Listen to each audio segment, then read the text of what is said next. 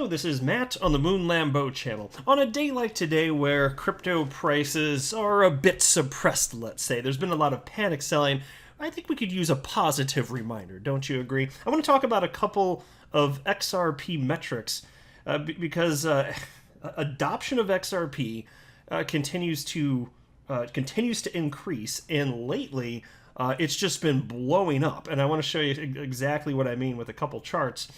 And then I've also got this story from You Today titled, XRP is a security, says veteran trader Peter Brandt.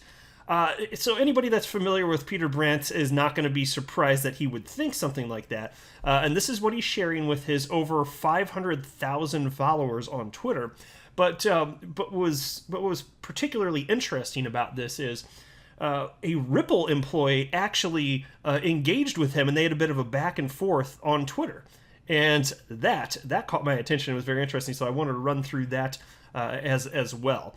And suffice it to say, Peter Brandt, although I do, by the way, I like the guy in terms of what he's doing in terms of chart analysis. He's frequently wrong about XRP because I think his bias seeps into his analysis. But other than that, I think he's actually a talented trader. And so it's despite all of that, it is fascinating to see just how much he's missing the mark on this particular topic, the idea of XRP being a security. And Ethereum gets brought up in this conversation too, so just wait. It'll be a fun one. But before going any further, I do want to be clear that I do not have a legal or financial background of any kind. I am not offering legal or financial advice, and you should not buy or sell anything because of anything I say or write. I'm just an enthusiast who makes YouTube videos, but just as a hobby, just for fun. And so take a look at this from XRP Crypto Wolf. Shout out to you, my friend. He sent this to my Twitter inbox, and he tweeted this out just a few days ago. Take a look at this, though. The number of active XRP wallet addresses has increased by over 200% in the past 3 months. Woo! Take a look at that. You can see the beginning part. You're right around a little before June 20th. And there you are. Massive move to the upside. And that's not all to consider, though. In fact, just new accounts in general, I mean, you keep trending upward. In fact, at the time I'm recording this, there are now a total of 3,359,221 XRP accounts in existence. Now, this is worth knowing, though. Check this out, because last market cycle, before XRP had its biggest tear in history, when it went from 20-something cents up to almost $4, there were a little bit less than 700,000 accounts in existence. So far fewer people in XRP than there are today. And then it ran up in about 2.5 weeks from a little shy of 700,000 to about 1 million accounts. Yes, that quickly. So think about it. XRP had been around for years and years, and it took that long to get up to 700,000 accounts. Then in a matter of just 2.5 weeks, the number of accounts increased by almost 50%. That's insane, from 700,000-ish to about 1 million. That's crazy right there. And with that few people still in crypto and in XRP specifically right there, XRP still was able to run up to almost $4. The price got bid up so quickly. And so that's why it's so fascinating to see there's so many more people in XRP now. Again, I'll just round it, 3.3 million XRP accounts. Now that's astonishing. We do see, even despite what's been happening with the volatility, like XRP account creation is to the upside. So the chart that's in the middle of your screen here right now, this is a number of new accounts created every single day. And you can see, typically on the low end, it looks like lately we've been as low as like 2,500 new accounts per day, as high as over 5,000 accounts per day earlier this month. But you got to understand, like, that's way more than what we would typically see even just a year ago. If you go back a year ago, it was more common to see like 700, 800, maybe 900 new accounts per day. And if you go back to the beginning of last year, it was more like maybe about 500 new accounts per day. That was it. So there's way more interest on this. And so do you not think at some point in the future, even if we don't know exactly when, all of this interest, all these new people that are holding, anticipating XRP to be worth more relative to whatever their fiat currency of choice is, with all this, do you not think at some point XRP is going to blast through its all-time high and enter a new realm of price discovery? Because I personally suspect that's what's most likely to occur, which is why I've been here. I've been placing my bet for years here. And so I do think it's coming.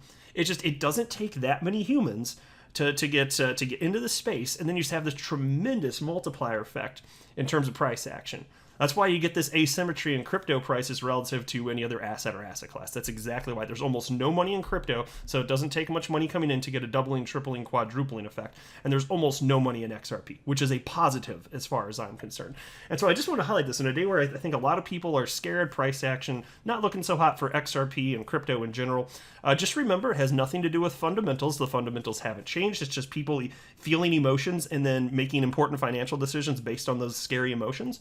And I'm just not going to behave like that. I'm just looking at the on-chain data and everything else, and things are looking pretty damn good here as far as I'm concerned. Now into this. I don't think I'm actually going to read the article. I'm just going to show you the Twitter thread here. But the title of this article is XRP as a Security, says veteran trader Peter Brandt. And here you can see, here's his official Twitter account, 565,000 followers. Whew. And well-deserved. Like, I mean, there's a reason so many people follow him. In terms of what he offers in terms of analysis of trading, all that, super duper. I just think he really supremely misses the mark when it comes to analyzing XRP, and just this idea that, like Ripple, the company itself, the fact that they own a bunch of XRP, this somehow makes it scammy, this or that. I'm just like, that has nothing to, no, it doesn't compute to me. And so here's what he tweeted out. And it was in response to a tweet which has now been deleted, as you can see on your screen here, so I can't provide full context, but here is what Peter Brandt wrote. Under new SEC head, we will have many more challenges of this type. Personally, I think XRP is a security, but that would not prevent me from owning it under the right circumstances. And so I don't know what those circumstances are. That would be interesting to see. I don't know that he has publicly shared what those might be, but he's not a fan. He's definitely not a fan of XRP. And then so this is where somebody named Samurai Crack jumped in and asked him the following. Do you think Ether is a security? And Peter Brandt responded with the following. No, I do not believe so. Different structure entirely. And so here's the thing. I don't think that he's perhaps been keeping in touch with what's going on with the SEC versus Ripple case, as much as perhaps people like you and I who are very interested in XRP and what Ripple's doing. I don't suppose he knows that. I'm not sure that he could cite exactly what the Howey test is, or the 4 prongs that determine whether or not something satisfies the requirements to be classified as a security. But when he's talking about the structure, you'll see as we go through this, I mean, he's talking about like XRP being sold, and I think quantity held. I read it earlier today, so I mean, it'll be, my thoughts will come back to me as I read through it again here. But it's things that he says make it a security that are not part of the Howey test, and so I think he's just missing the mark. Like, he just doesn't understand that. And so then this is where a Ripple employee jumped in, Matt Hamilton, and he responded with the following. He wrote, baffling how one could think that XRP is a security if Ether is not. Ethereum had an ICO, for goodness sake. And so the reason that is important, by the way, if there is an ICO, one might reasonably believe that means there's a common enterprise, right? It's the efforts of others, right? Because those are 2 of the prongs of the Howey test. Common enterprise, and then expectation of profit built on the efforts of others. So it already satisfies those 2. I mean, it satisfies all 4 of them, but those are the 2 in particular that I'm talking about right there. And so Peter Brandt wrote, truthfully, I could care less. My desire is to trade this stuff, not understand it. My opinion is not my position. And then Matt Hamilton responded with the following. Fair enough. At least you are honest about not understanding the market you are trading in. Given what a massive impact regulation will make in the future, though, it does seem slightly odd your desire to ignore some of the fundamentals, even if you just care about technical analysis. And Peter then responded and wrote, is there not a distinction that Ether is decentralized while XRP is sourced by a for-profit bag holder? Honest question. So let me pause right there. The Ethereum Foundation historically has sold a metric F-word ton of Ether. So Ripple's also sold a ton of XRP. So the difference here, one of the big differences being that Ripple's just way more transparent about it than what the Ethereum Foundation is. We don't know how much Ether the Ethereum Foundation has. We know how much XRP Ripple has, though. And they've been so transparent about it. Like, I knew this in 2017, right when I started purchasing XRP for the first time. And I found it appealing that there was an entity that had such a strong interest in the long-term viability of XRP. And so I understood XRP itself as decentralized, but I understood that there's this entity that had more to lose than any one person or other company on the entire planet.